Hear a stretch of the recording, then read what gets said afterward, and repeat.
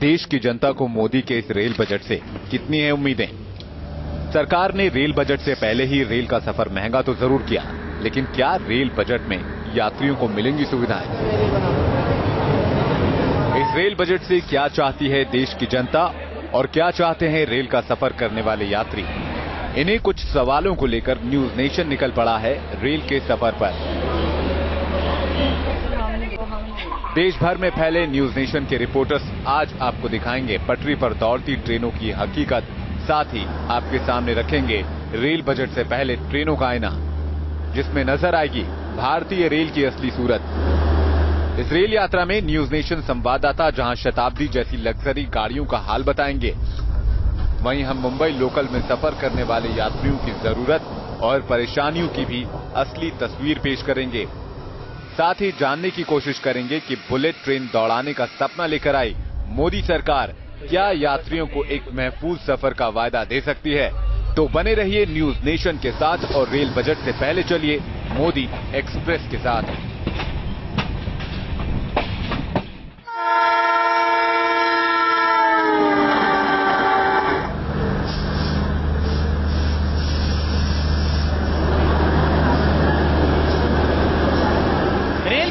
तो बढ़ चुका है, लेकिन रेल यात्रियों की सुविधाओं का क्या, ये जानने की कोशिश करेंगे हम भोपाल शताब्दी में। यहाँ बातचीत करेंगे तमाम यात्रियों से और ये जानने की कोशिश करेंगे कि आखिरकार रेलवे की सुविधाओं को लेकर आम यात्रियों का क्या सोचना है।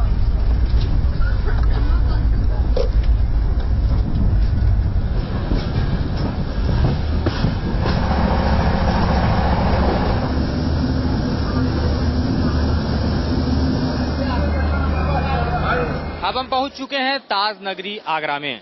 ताज नगरी आगरा का ये प्लेटफॉर्म है। आगरा जंक्शन पर हम हैं, जिसे आगरा कैंट भी कहा जाता है। लेकिन वर्ल्ड क्लास टूरिस्ट स्पॉट होने के बावजूद आखिर क्या हालात हैं यहाँ स्टेशन के, जरा देखिए। ये लगेज रूम के बाहर का दृश्य है, जहाँ पूरी तरह से देखें तो कूड़ा बिखरा पड़ा है। और इतना ही नहीं, किस तरह से यहाँ कूड़े के साथ साथ जो है वो कहीं न कहीं पानी और तमाम सफाई का अभाव जो है वो दिखाई यहाँ दे सकता है।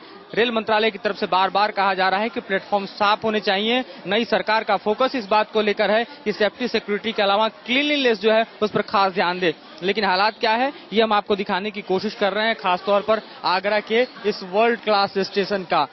इतना ही नहीं, जरा आगे की तरफ देखिए तो किस तरह से यहाँ पर साफ सफाई का अभाव, फैली हुई गंदगी, बिन बनाती हुई मक्खियां, ये तमाम आलम जो है यहाँ पर अव्यवस्था और कह सकते हैं गंदगी का, ये आप देख सकते हैं। कैमरे के जरिए हम दिखाने की कोशिश कर रहे हैं। ये देखिए, ये वेटिंग रूम सेकंड क्लास है और वेटिंग रूम सेकंड क्लास के भीतर की हालत क्या है जरा देखिए। ऐसा लगता है कि लंबे समय से यहाँ किसी ने शायद नजर उठा के नहीं देखा कि किस तरह से यहाँ पर कूड़ा बिखरा हुआ है, किस तरह से यहाँ गंदगी का आलम है और किस हालात में यहाँ पर यात्री जो है बैठे हुए हैं। आप देख सकते हैं कि विदेशी यात्रियों का भी एक तरह से जत्था जो है यहाँ पर मौजूद है, लेकिन खासतौर पर किस कदर गंदगी यहाँ पर बिखरी पड़ी है और साफ सफाई का अभाव है, ये भी हम आपको दिखाने की कोशिश कर रहे हैं।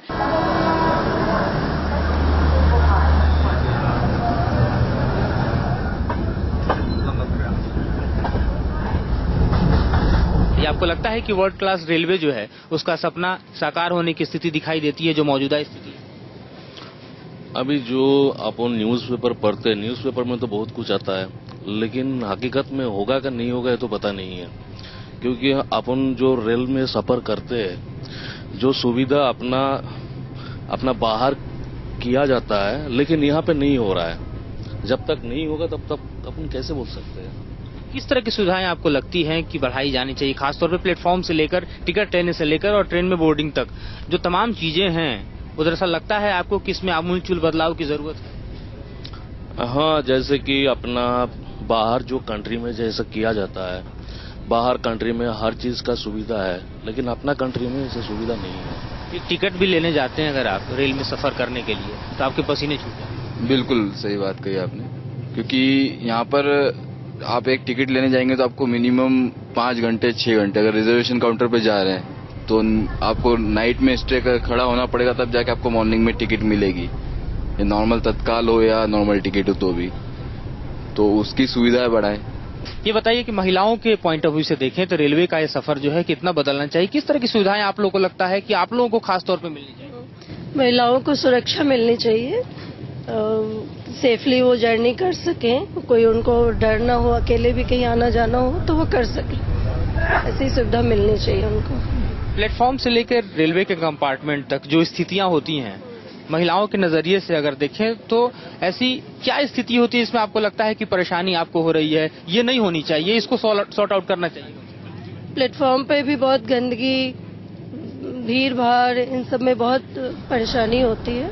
और रेल में भी जैसे वॉशरूम वगैरह बिल्कुल क्लीन नहीं होता, उसकी साफ सफाई करनी चाहिए, ये सब ध्यान देना चाहिए। सुरक्षा सबसे बड़ा मुद्दा। हाँ, सुरक्षा होना चाहिए। आप बताएंगी यात्री के तौर पर भी, एक महिला के तौर पर आप क्या एक्सपेक्टेशन रखती हैं इस रेल बजट से? कुछ तो फ्रीक्वेंसी नंबर ऑफ ट्रेन्स की बढ़नी चाहिए। जो आईटी प्रोन एरियाज है जैसे हैदराबाद, बैंगलोर, वहाँ से जो ट्रेन्स हैं नॉर्थ साइड वो बहुत कम है, तो एंड मोमेंट पे वेटिंग बहुत रहती है। तो नंबर ऑफ फ्रीक्वेंसीज या नंबर ऑफ ट्रेन्स, ऐसी जो कनेक्टिविटी वाली ट्रेन्स है उनकी बढ़ानी चाहिए। Plus security point of view से मोस्टली जितना मैंने ट्रैवल किया है नहीं रहते हैं पुलिस गार्ड्स, तो उनकी फ्रीक्वेंसी थोड़ी बढ़नी चाहिए। रेगुलरली उन लोग का वहाँ पे होना चाहिए रहना, प्रेजेंस। और सैनिटेशन का थोड़ा, और ये जो ह्यूमन स्कैवेंजिंग होती है ट्रैक्स पे, जो मतलब ह्यूमन खुद उठाते हैं एक्सक्रीटा, वो सिस्टम थोड़ा चेंज होना चाहिए। खान पान को लेकर भी सवाल उठता है रेलवे में कि तमाम तरह की चीजें सर्व आपको की जाती हैं, चाहे आप पे करें टिकट में या फिर एक्स्ट्रा पे करें। जो स्थिति कैटरिंग की है दरअसल, उससे आप संतुष्ट हैं क्या? अभी पहले से तो इम्प्रूवमेंट हुआ है कैटरिंग में। अगर लास्ट 3-4 ईयर देखा जाए तो पहले तो इतना क्वालिटी नहीं था, बट हाँ क्वालिटी अब कुछ तो इम्प्रूव हुआ है। बाकी किस चीज की इम्प्रूवमेंट आपको लगता है कि और होना चाहिए जिससे आपका सफर जो है उसकी सहूलियतें बढ़ें और आसान हो पाए? सबसे बड़ा प्रॉब्लम तो आज के टाइम बुकिंग का सबसे बड़ा आ रहा है, एजेंट का। ठीक है, इन्होंने एजेंट का पॉइंट ऑफ व्यू से थोड़ा सही किया है, फाइन। और उसके बाद मेन सिक्योरिटी जो रहता है आज के डेट में, ठीक है मैं ट्रेवल कर रहा हूँ, टिकट मिल गया है, टीटी आ गए हैं, ठीक है। कई बार मैंने खुद देखा, मैं लास्ट भी कई अपने एक्सपीरियंस बता रहा हूँ कि मैंने बिना टिकट का जर्नी करने तक का हो गया था, प्रॉब्लम आया था। मैंने बोला कि मेरे को बना दीजिए, तब मेरे को बोला आप पैसा ले लीजिए, दीजिए और आप जाइए। भ्रष्टाचार रेलवे की वो रहेगा, वो हमेशा ही रहेगा बॉस। वो चाहे आपका पुलिस के पॉइंट ऑफ व्यू से, टीटी पॉइंट ऑफ व्यू किसी, उसमें हम भी हैं। मैं खाली एक पर्टिकुलर किसी सिंगल पॉइंट को पॉइंट आउट नहीं कर रहा हूँ, सिंगल पर्सन को, बट ये है, वो चीज आएगा ही। कुछ महिलाओं के सवाल आपसे पूछना चाहेंगे कि बतौर महिला यात्री जब आप सफर करती हैं, क्या ऐसे विषय होते हैं आपके मन में, आपको लगता है कि इसको लेकर एड्रेस करने की जरूरत है? एक रेल बजट सामने है, फिर एक बार आपके मुद्दों को रखना चाहेंगे? देखिए, सबसे पहली बात है, जो हम घर से निकलते हैं हम सोचते हैं कि घर हमारा जैसे साफ और सुथरा रहता है, हमें लगता है कि आगे भी हमें वैसा ही कल्चर मिले। प्लेटफॉर्म पे आते हैं तो देखते ही मूड खराब हो जाता है, जर्नी की बिगिनिंग ही हमारी खराब हो जाती है। तो सफाई बहुत बड़ा एक मुद्दा है जो मुझे लगता है इस पर हमें ध्यान देना चाहिए। उसके बाद सुविधाएं हैं। एक चीज़ मुझे जो बहुत ज़्यादा फील होती है वो ये है कि अगर हम रेल पे बैठे हुए हैं, सीट पे बैठे हुए हैं और हमें कोई ऐसी इमरजेंसी हो जाती है, किसी की तबीयत खराब हो जाती है, किसी का कुछ चोरी हो जाता है, किसी के बच्चे को कोई प्रॉब्लम हो जाती है, तो कैसे हम किससे कांटेक्ट करें? तो कुछ ऐसा अरेंजमेंट होना चाहिए कि हमें कोई भी बात किसी तक पहुंचानी है तो हम रेल में बैठे बैठे भी पहुंचा सकते।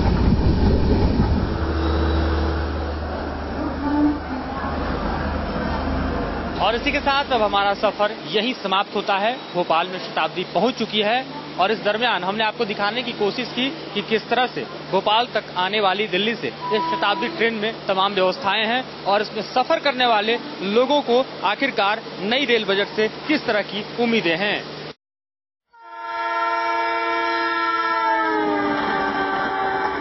आम आदमी की सवारी कही जाने वाली भारतीय रेल इस समय बदलाव के दौर से गुजर रही है। देश में bullet train, high speed train और सेमी हाई स्पीड ट्रेन चलाने की बातें हो रही हैं और अपनी महत्वाकांक्षाओं को अमली जामा पहनाने के लिए सरकार की तरफ से कोशिशें भी तेज हो गई हैं। लेकिन दूसरी तरफ आम आदमी इस बात को लेकर सशंकित है कि इस बदलाव के लिए उसे कितनी कीमत चुकानी पड़ेगी। उसे सहूलियतों की दरकार तो है, लेकिन वो इस बात को लेकर भी चिंतित है कि कहीं इन सहूलियतों के एवज में उसे भारी कीमत न चुकानी पड़े, और इसीलिए उसकी नजर है आने वाले रेल बजट पर। इस रेल बजट से आम आदमी की क्या उम्मीदें हैं, ये जानने के लिए हम भी सफर करेंगे भारतीय रेल में, बात करेंगे यात्रियों से, और मुंबई से नासिक के हमारे सफर में हम जानेंगे कि उनकी उम्मीदें आखिरकार किन बातों पर आकर टिकी हैं।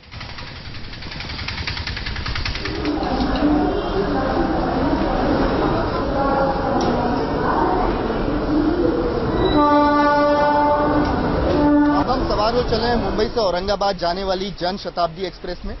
जो कि मुंबई से नासिक होते हुए औरंगाबाद तक का 365 किलोमीटर का सफर 8 घंटे में तय करेगी। ये ट्रेन चूंकि एक शॉर्ट डिस्टेंस ट्रेन है, इसमें कई यात्री हमें ऐसे मिल जाएंगे जो इस ट्रेन में नियमित सफर करते हैं, और जो यात्री नियमित सफर करता है दरअसल वही रेलवे में होने वाली दिक्कतों और रेलवे से मिलने वाली सहूलियतों के बारे में अच्छे से वाकिफ होता है। हम बात करते हैं कुछ लोगों से और जानते हैं कि आगामी बजट को लेकर उनकी क्या उम्मीद है। हमारे साथ ये भाई साहब जुड़ रहे हैं। भाई साहब, बजट जो है मोदी सरकार का पहला बजट होगा, आपको क्या लगता है किस तरीके से इस बजट में आम लोगों को सहूलियतें मिल सकती हैं? आम आदमी की उम्मीद क्या है, मैं आपसे ही जानना चाहता हूँ। आम आदमी की उम्मीद यह है कि ट्रेन की सगवट बढ़ाई जाए और ट्रेन की फैसिलिटी और बढ़ाई जाए और डबल लेकर किया जाए इसको, जिससे पब्लिक को मतलब पैसा थोड़ा बढ़े लेकिन फैसिलिटी मिलना चाहिए। मतलब पैसा बढ़े तो आपको कोई एतराज नहीं है, बशर्ते की फैसिलिटीज बढ़नी चाहिए। कुछ और लोग हैं हमारे साथ जुड़ रहे हैं, आइए बात करते हैं। कुछ महिलाएं भी हैं यहाँ पर, हम उनसे बात करते हैं। जी, मैं आपसे जानना चाहूंगा कि आम आदमी की क्या उम्मीदें हैं इस बजट को लेकर? आप महिला हैं, महिलाओं के पर्सपेक्टिव से आप कुछ सोच सकती हैं?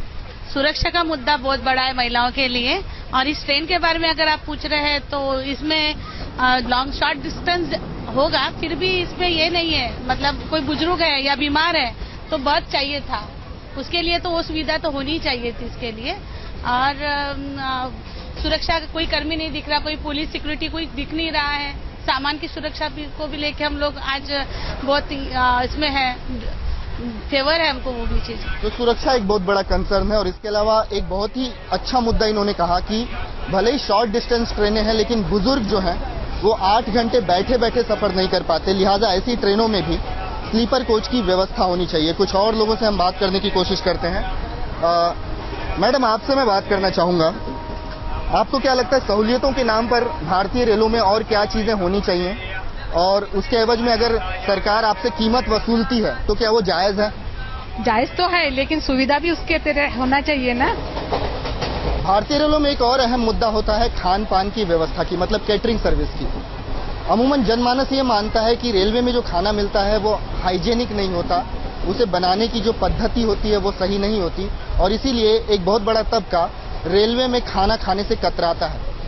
आने वाले बजट में क्या इस खान पान के स्तर को सुधारा जा सकता है? लोगों की उम्मीद क्या है, इस पर बात करने के लिए हमारे साथ कुछ लोग और जुड़ रहे हैं। सर, आपसे मैं जानना चाहूंगा, रेलवे में आप खाना पीना ऑर्डर करते हैं क्या? खाना पीना ऑर्डर करना आजकल वैसा अच्छा नहीं लगता है, क्योंकि कैटरिंग सर्विस जो है रेलवे का बहुत ही अच्छा नहीं है। खाना जो है वो हाइजीनिक नहीं है। क्वालिटी और क्वांटिटी के हिसाब से अगर देखा जाए तो घर से खाना लेके जाना ही अच्छा लगता है। और दूसरा ऐसा है कि प्योर वेज और नॉन वेज ये जो है वो साथ में ही लेके जो आते हैं, वो टाइम में जो प्योर वेज खाने वाले लोग जो है उनके लिए बहुत दिक्कत होती है। इसीलिए मैं खुद कभी भी कैटरिंग का खाना कभी लेता नहीं हूँ। मैम, आपसे जानना चाहूंगा कि देखिए, 2 लोगों से मैंने बात की, उनका कहना है कि वो बहुत खुश नहीं रहते, खासकर जो खाने पीने का स्तर इंडियन रेलवे में वो देखते आ रहे हैं। ऐसा क्यों है? जनधारणा क्यों है कि खाना अच्छा ही नहीं मिलता? मे भी उन लोग तो पहले से बना के रखते, खाली पैकिंग करते, पता भी नहीं कितने दिनों का होता है। फॉइल पेपर में डालते तो वो गर्म ही लगता है, तो जब हमारे तक पहुंचता है तो हमको लगता है कि वो फ्रेश एंड गर्म है, जब खाते हैं तो पता चलता है कि बेस्वाद हो गया है। अब हम जनशताब्दी एक्सप्रेस के एसी बोगी में आ गए हैं। एसी बोगी जिसके बारे में माना जाता है कि यहाँ पर समाज का वो तबका सफर करता है जो कि अपेक्षाकृत संपन्न है, जिसकी आमदनी अच्छी है और जिसकी व्यय करने की क्षमता भी अच्छी है, और जो ज्यादा व्यय करता है जाहिर तौर पर उसकी उम्मीदें भी ज्यादा ही होती हैं। एसी कोच के यात्री आने वाले बजट से क्या उम्मीदें रखते हैं, इस पर बात करने के लिए कुछ और यात्री हमारे साथ जुड़ेंगे। भाई साहब, मैं आपसे बात करना चाहूंगा, आगामी रेल बजट को लेकर भारत की जनता काफी आशान्वित है। एक यात्री के तौर पर आपकी क्या उम्मीदें हैं? मेरे ख्याल से बहुत कुछ अभी भी करना बाकी है हमें, और पिछले कई सालों से मैं देख रहा हूँ सिर्फ फेयर इंक्रीज किए जा रहे हैं और सर्विसेज के नाम पे अभी भी कुछ नहीं है। बिकॉज ये एसी कोच भी लुक्स लाइक रेलवे का नॉर्मल बोगी, मतलब there is no great facility. Sir, मैं आपसे बात करना चाहूंगा, आप एसी में सफर कर रहे हैं। अभी एक भाई साहब ने मुझे कहा कि अब एसी कोच वैसे पहले जैसे नहीं रह गया, बहुत ज्यादा फर्क नहीं है। एक एसी छोड़ दी जाए तो एसी बोगी और जनरल बोगी में कोई बहुत बड़ा फर्क नहीं है। आने वाले जो बजट हैं उनसे एक यात्री को क्या उम्मीद है, खासकर वो यात्री जो एसी में सफर करता है? ये एसी एक्चुअली बहुत अच्छे से मेंटेन करना चाहिए। जो आजकल क्या हो रहा है कि जनरल और एसी में वही फर्क ही नहीं रह गया। जनरल पब्लिक भी एसी कोचेस में घूमती है और उसके वो कोई अटकाव भी नहीं है, और मैं चाहता हूँ कि एसी कोच क्लीन हो जाए और अच्छे से मेंटेन हो। एक और महिला है हमारे साथ, हम उनसे बात करते हैं। मैम, एक महिला के तौर पर आप एसी कोच में जब सफर करती हैं तो आपकी उम्मीदें क्या होती हैं कि आपको क्या सहूलियतें मिलनी चाहिए? पहली चीज ये कि फूड हाइजीनिक होना चाहिए। अभी भी ये सिचुएशन है कि यदि मेरे बेटे को वो देना है तो मुझे 3 बार सोचना होता है, तो फूड हाइजीनिक होना चाहिए, हाउसकीपिंग होना चाहिए प्रॉपरली। तो उम्मीदों की एक लंबी चौड़ी फहरिस्त है, जो उम्मीदें हैं उनका पुलिंदा काफी लंबा है।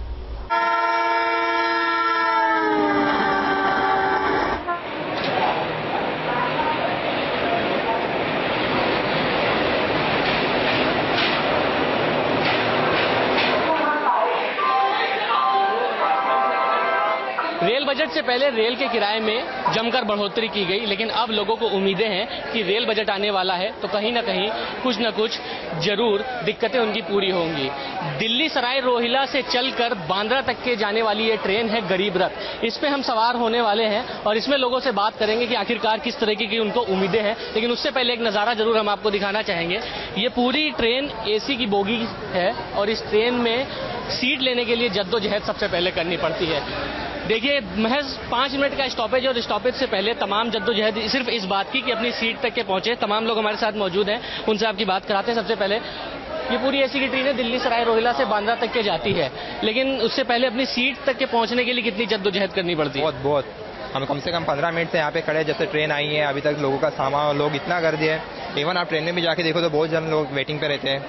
तो even in the fare is been rising, I mean it's still very crowded and people still need some more facilities की बहुत ज्यादा जरूरत है। रेल बजट भी आने वाला है, इसमें और भी क्या दिक्कतें हैं जो आप अपने सामने रखना चाहते हैं? वही है कि मुझे लगता है कि एटलीस्ट 2-3 डब्बे जो है बोगीज एटलीस्ट बढ़ा देनी चाहिए ट्रेन को, क्योंकि कभी भी पूरा पड़ता नहीं है, कभी भी वेटिंग रहता है, 100 वेटिंग रहता है, लोग बैठ के जाते हैं, कैसे नीचे सोते हैं, जगह नहीं मिलती है। कई बार तो हम लोग, हाँ, एक तो कंफर्म होता नहीं है, आईआरसीटीसी पूरा साइट जो है वो कुछ काम का नहीं है, यहाँ पे लाइन लगाना पड़ता है। सीटें बढ़ाने की बहुत ज्यादा जरूरत है और सबसे बड़ी बात यह है कि इस ट्रेन में सबसे ज्यादा लोग सफर करते हैं और इसी ट्रेन में हम लोग अब सफर करके लोगों से जानेंगे कि आखिरकार रेल बजट में लोगों को क्या उम्मीदें हैं। तो चलिए सफर करते हैं इस गरीब रथ में।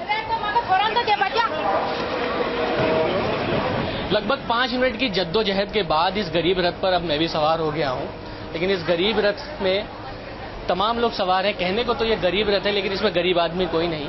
इसके अंदर की एक बार हालत भी आपको मैं जरूर दिखाऊंगा। ठसाठस ये ट्रेन भरी रहती है, पूरी वातानुकूलित ये ट्रेन है और लगभग दिल्ली से लेकर बांद्रा तक के ये ट्रेन पूरी जाती है। अब इस ट्रेन में सफर करते हैं और लोगों से जानते हैं कि आखिरकार रेल बजट आने वाला है और रेल बजट में लोगों को क्या उम्मीदें हैं। गरीब रथ में सवार होने वाले लोगों से बात करेंगे। रेल बजट से पहले रेल के किराए में जबरदस्त बढ़ोतरी। अब उम्मीद है कि इस रेल बजट में मोदी सरकार कहीं ना कहीं लोगों को कुछ रियायतें जरूर देगा। मैं इस समय गरीब रथ ट्रेन में मौजूद हूं, जो कि दिल्ली सराय रोहिला से चल के मुंबई तक जाती है।